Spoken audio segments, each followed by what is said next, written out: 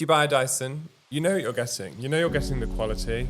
If you go into our store or go on our website, you know you're going to have an experience when you go there. Welcome to the Retail Alchemists. I'm Deborah Langley. And I'm Greg Merrill. And today we have Stuart Frelick with Dyson here with us. Stuart, welcome. I don't know what to say. So just to kind of set the tone before we start, the Retail Alchemist has a global listening audience. We have folks from all over the world. Obviously, right now we're in New York City around NRF, and so we're speaking a lot to the U.S. market, which in the U.S., Dyson is a known brand, is a known entity. So just to kind of kick things off, share with the audience, maybe folks that aren't so familiar with Dyson as a company, give the quick backstory of Dyson, and then let's move into the current role you're in and sort of what was the journey of Stuart. Okay. So Dyson's been around quite a long time now, a good number of years. Originally went into the household looking at vacuum cleaners. So James Dyson, the founder of the company, his mantra is to solve problems that others ignore. So his view was around vacuum cleaners and to get rid of the bagged vacuum cleaners, like the old Henry Hoovers. He didn't like them, wanted to get rid of them, moved towards cyclone technology. Fast forward 20, 30 years, and this is where we are today. We have all types of different vacuum cleaners, expanded into personal care and beauty care with hair dryers, air wrap technology, and most recently the Kitazan, which is hair styling cream. So we've expanded and moved into lots of different categories. Now for me, this is my 10th year at Dyson. I've been here quite a long time. I've had a variety of different positions. So when I finished university, I actually went and worked just on a helpline in customer services. And over the years, I've just sidestepped and progressed through. I spent my longest time in IT. So my background is tech, rolling out different systems. I set up new markets. I also implemented a new ERP system, so S/4HANA, before moving within to the product space in setting up retail product, which is what I've been doing for the past few years, establishing processes, working on strategy and transformation, and really driving the Dyson retail agenda on what we want to do as a brand. We've just spent some time with you in the Dyson store in Soho, New York, and wow, that's just an incredible store. But Dyson wasn't always like that. So tell us about the journey towards that kind of experiential store that we were at. So you're right, Dyson's not always been that way. So Dyson's been an in-store retailer since 2015. So we started in Japan with our very first one. And if you looked at that very first one, it was very basic.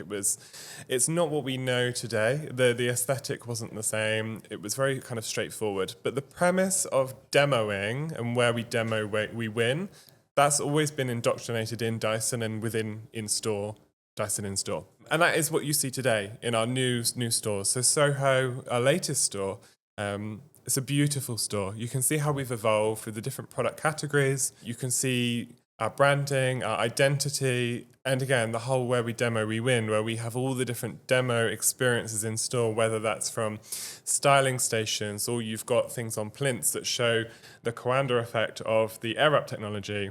You've also got different experiences around the new Dyson On-Track technology where you can assess and see what the audio sounds like. All these different things have just been made possible now within our new setting in our stores. Let me add on to that. So you had talked about, in leading up to this, the last 3 to 4 years have been particularly important in sort of the Dyson transformation. You're kind of a newer entrant into retail, physical retail. Now you have .com retail. Mm-hmm. You have 2 different channels or multi-channels, and now they need to be connected. But you had shared with me, was it back in 2021, you couldn't even do email receipts? Can you talk more about that? Yeah, sure. So you're right. We as a retailer, we couldn't do the basics in store. So as a shopper, personally, I expect a certain level from the retailer I'm shopping with. Email receipts is bread and butter these days. It should be things that you can get. But behind the scenes, even things like an integrated return order. Like I don't expect someone to have to process another return off the back of a return in store. I wouldn't expect that at all. But we had to do all these things to operate. And I feel on a personal level that, prior to COVID, we got away with these things. Retail was important, but I don't think it was as important. I think people came out of COVID where they were forced to be so separated from each other that moving into a new world, people wanted to go back for physical experiences. They wanted to be back within real life with each other and go and physically be in stores. And so the retail stores were a new trading ground. We saw a lot of technologies that really used the COVID period to develop themselves. And we saw this big explosion of new capabilities and new propositions as we came into out of our lockdowns and what we were going to do with that. We had to change. And this is something I identified as we come out, that we needed a new strategy. We couldn't just rely on the old ways. If we were going to compete in this marketplace and compete in these experiential spaces, we needed to change. We needed capability to help with us, and we needed to offer the bare fundamentals if we were going to move to things like unified and contextual commerce. So how, and I want to come back to those definitions of unified and contextual commerce, because Greg and I have found over the past few days having these conversations, everybody has a slightly different view. But before I get to that, tell us how you kickstarted this whole transformation project.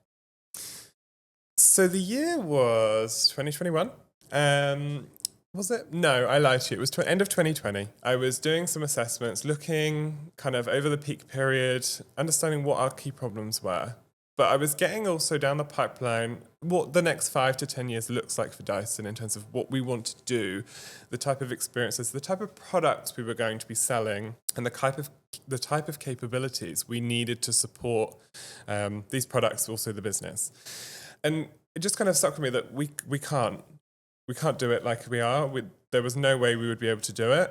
We needed mass change. So I started compiling all the relevant information around, key problems, key challenges. What is it we need to do? Which direction are we going in? I started having multiple conversations with different leadership members to try and get their buy-in, to basically showcase, these are the problems, but you want to do all of this? Well, this is all the problems. We need to do something about this. Now, in a company where e-commerce always wins, e-commerce was stable. It was probably 5 years ahead of us in strategy. They were more formalized. They've had their investment. So their revenue generation was a lot higher. So trying to win in that battlefield internally was quite challenging. Now, thankfully, all the channels in Dyson, they have their monthly connection with the CEO, go through revenue, performance, problems, all that kind of stuff. Now, within one of the sessions that I had and my team had, I carved out a section of time to basically go through retail, but just be completely candid and true and just be really honest and have him see firsthand the problems that we had, and basically wanted to get a reaction from him if he thought this was good enough. And as we know from the session earlier today, it wasn't. He was shocked by what he saw. He was shocked that we couldn't operate as a retailer, as a normal retailer would. He was shocked that you couldn't do an email receipt, and shocked that to operate as a retailer right now, we had an army of manual operations in the background, processing things and doing things. And it was kind of like, are you kidding me? We have all this amazing technology that we sell in our stores, but then we, behind the things, we're held together with a bit of sticky tape here and bandage here. So then he challenged me and gave me a couple of weeks to go away and put together a formalized business case with the budget that I needed. And we would work it out. We'd work with finance and would start this transformation, which we did. And successfully, we've been on our transformation now for just over 2 years. I'm curious how much Stuart was kind of the missing ingredient, because it's not too often you find sort of a tech background person that then moves in and is leading retail, right? In this case, for a well-known iconic brand, Dyson. What role did your blended background of tech turn retail have to do with this as well? So I think what really helped me and me alone navigate all these conversations and challenges is I'd been in the company quite a long time. So I had a good understanding commercially on what we were doing, where we'd come from. Because of my IT background, I could also speak in the same language as my IT counterparts. So I could challenge them. I could challenge them on what the problems were, and I could challenge them on saying this is not good enough. Like you can't speak to me in technical jargon because I understand you. So let's have the conversation. But then within the role that I was in at that time, I also had visibility and a gateway to speak to some very senior leadership. So I had to put it all together, and I just had to make sure that I was strong enough to challenge the status quo and almost break the wheel that we were in Dyson with retail, to really drive the start of the change. I think it would, if someone was in the role that didn't have all those elements of background, I don't think they would have quite so, I say easily, it was a challenge, but quite so easily been able to be the catalyst to start all this change. At what point did you start using the term unified commerce, and how were you defining it for your leadership? So unified commerce, I believe I started using this more around what was a long-term aspiration when we started the transformation. It was where we wanted to get to as one of the key milestones and deliverables of the transformation. This was something that was one of the key identifiers of why we were doing this. Which we still haven't got there fully, but we're definitely heading in the right direction. But unified commerce for me is basically about pulling everything together, having full visibility, having all channels unified together. So what I would like to see is a world where all channels can see everything about everything at the same time. So I would want to see, looking at a customer record, I'd want to see the customer if they've interacted on the My Dyson app and see what they've done on there. I'd also want to see their history of their transactions on maybe .com. Also maybe see their interaction history through customer services, but also then any experiences that they may have had in store. So we're really building this customer profile, and you can have a 360 view of this customer that's built because the channels are unified. So you can then go forward and, maybe then have contextual commerce, or you can have more conversational commerce, really depending on the way in which you want to operate. But you need to have the unified commerce element before you can really determine what your next move is. Can we double click on contextual commerce? If you see that as a future state or a nuance that you can evolve into, then what does that look like bolted on top of unified commerce? So contextual commerce for me is using all of that data and visibility, using it in the context of the customer and experience at the point in time, right? So let's use Deborah, right? So Deborah loves our Air app. So maybe she went on .com and she was doing her research, looking at the PDP pages, understanding what's in the box of the different variants. Now, that should be saved somewhere, start to be sourced, starting to build up Deborah's profile. Maybe she went on My Dyson on her app and was doing a bit more investigation around the Air app, maybe looking at the support videos. Maybe she then went through and was looking or speaking to someone on our customer service line and was asking for feedback and, general support and some advice on it. Maybe then Deborah walked, down in Soho in New York and went past Mercer Street. Now, I would love it if the My Dyson app then could pop up, working on the geolocation of Deborah's phone, and say, you're near Soho, well, you're near the Soho store. You love Air app. You've given us this information, so I know you love Air app. I know you love personal care. We've actually got a stylist appointment available. Like, why don't you come in? We'll have a styling appointment with you. We'll take you through the Air app. And actually, you've expressed interest in the beauty brand of Dyson. So let's talk about Kite Design. Let's talk about the other things we do that Deborah, as a customer, has expressed an interest. So for me, that's the contextual part of it, is taking all the information that Deborah has given to us through different channels, maybe social, if that could be plugged in as well, and then using it to then go back to Deborah and say, right, all this stuff we can do for you, Deborah, based on the information you've got. So come and talk to us more about what it is you want to do with us. And where would you say you are now on the journey to being able to offer that kind of contextual? No, I mean, you don't have to give us a day, but obviously it's on. Clearly, it's on your roadmap. Yeah. So, a year, 6 months, 2 years? I'd say more on the line of 2 years. Okay. I think we're still working on the unified commerce at the moment, and not to go down a bit of a rabbit hole, but with enabling things like unified commerce, with it, there's a lot of intricacies and a lot of complexities, especially when you look at the market localizations. So like in Italy, if you do unified commerce, there's actually elements with compliance you have to worry about. So actually it's not just a one size fits all. It can be quite challenging. And that's even before you think of, okay, what am I actually going to do with this data? It's another level of the foundations that you need to make sure is working, is compliant, and is not messing up your data points and anywhere else. So that's what we're working on at the moment, getting the unification right. And that will hopefully be launched this year, with a view which we can then roll out something more contextual in the following year, maybe look at something and establishing more of a formalized CDP, maybe look at actually understanding what does Dyson loyalty look like? We've got this information, how do we use it? We don't have loyalty right now, but if we've got this information, it's a perfect opportunity to understanding what the loyalty program looks like.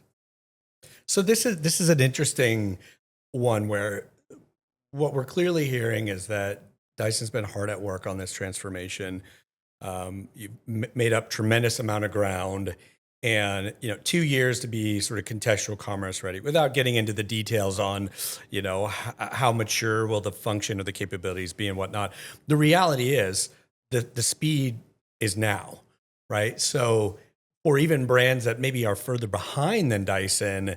And what I mean when I say behind, we talked a little bit about communities, and we're going to get into this, and the role that customer data on their turf, meaning not in a Dyson-owned channel, how do you ingest that data and bring it into the context of either how to serve known customers more personally, or how to develop new products or new capabilities or new, becoming part of the culture creation cycle, which happens within these communities. So just to kind of poke at this a little bit, you don't have the luxury of 2 years. So what do you do now when, and I know Deborah's going to talk about this because we talk about TikTok and the wild success that Dyson is having on TikTok through no, fault or credit to your own, right? But that's happening today. That's happening now. And so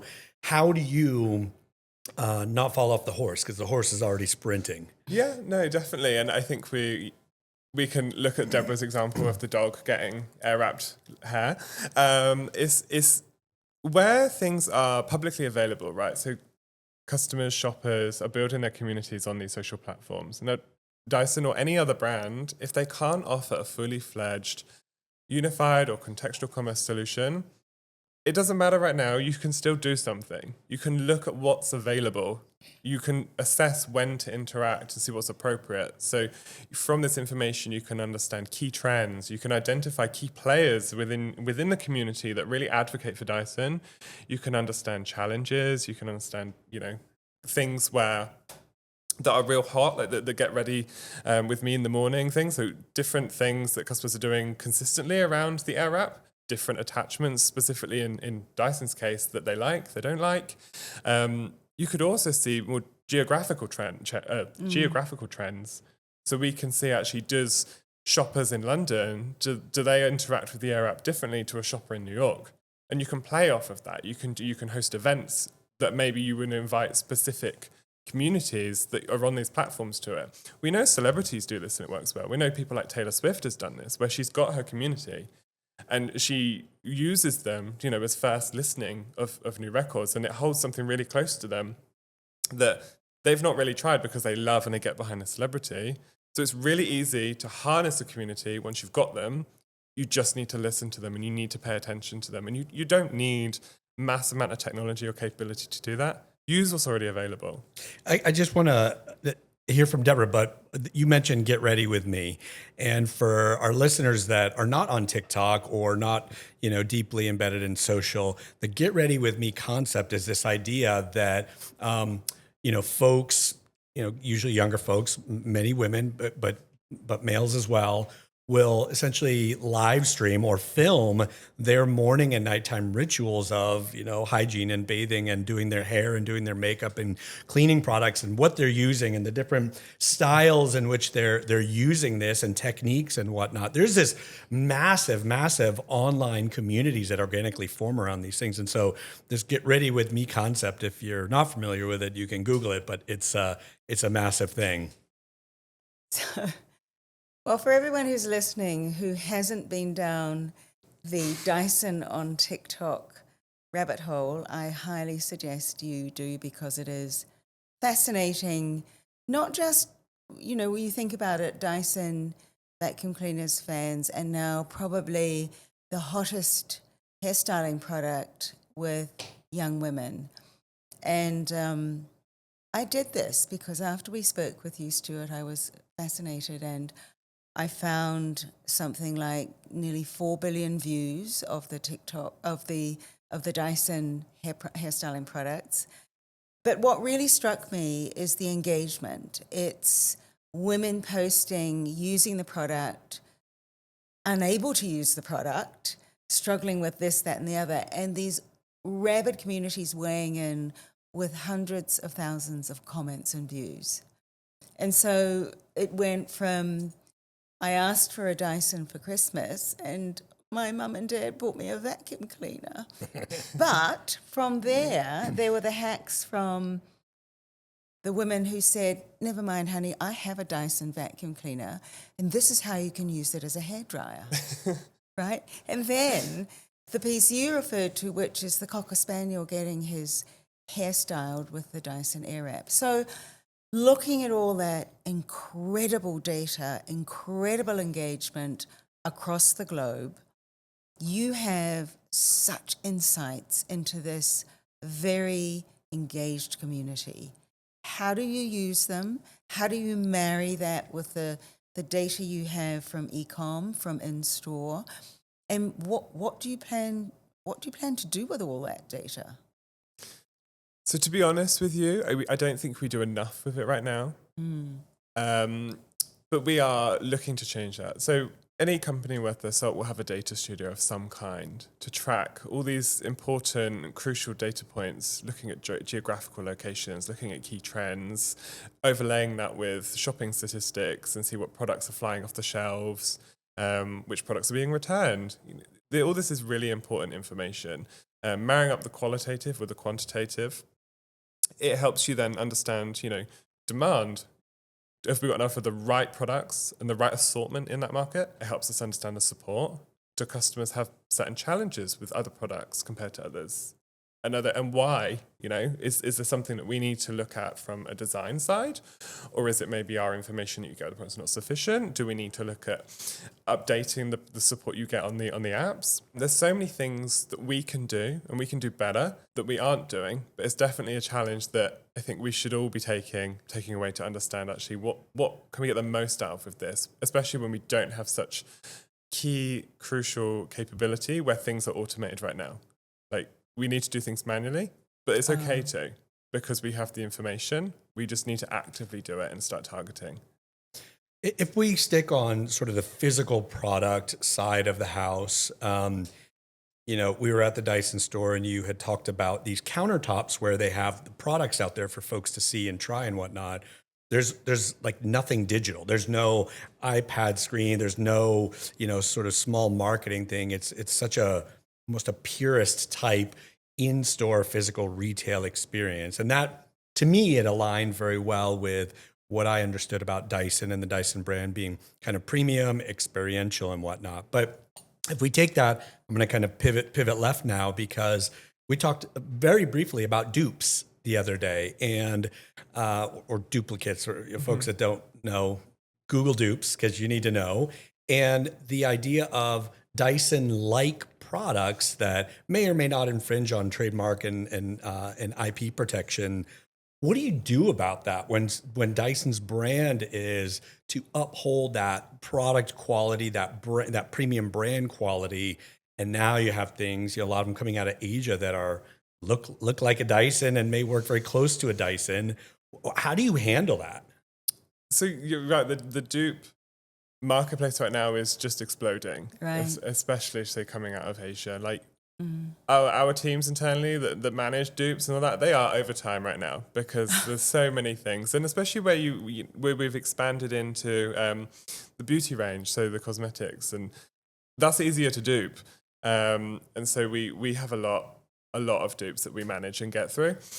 How we, I guess, separate ourselves from these dupes is with the experience that we offer, the support we offer, and the quality that we offer. Like, if you buy a Dyson, you know what you're getting. You know you're getting the quality. If you go into our store or go on our website, you know you're going to have an experience when you go there. Whereas if you get dupe, you don't get that. If you buy a dupe and something goes wrong, good luck to you. You're probably going to have an awful time trying to sort it out. But with Dyson, if you have an issue, 9 times out of 10, our support service will help you and will be able to replace the product, fix the product. With the longevity of the product, you're dealing with Dyson. So it's very much everything that's almost around Dyson, which is why you shop with us directly. So whilst you want the product, there is those peripheral services that you get from shopping directly with us, which is why it's important to stick with the loyal company rather than go for a dupe. Are you looking at, in terms of beauty products, are you looking at going beyond hair care?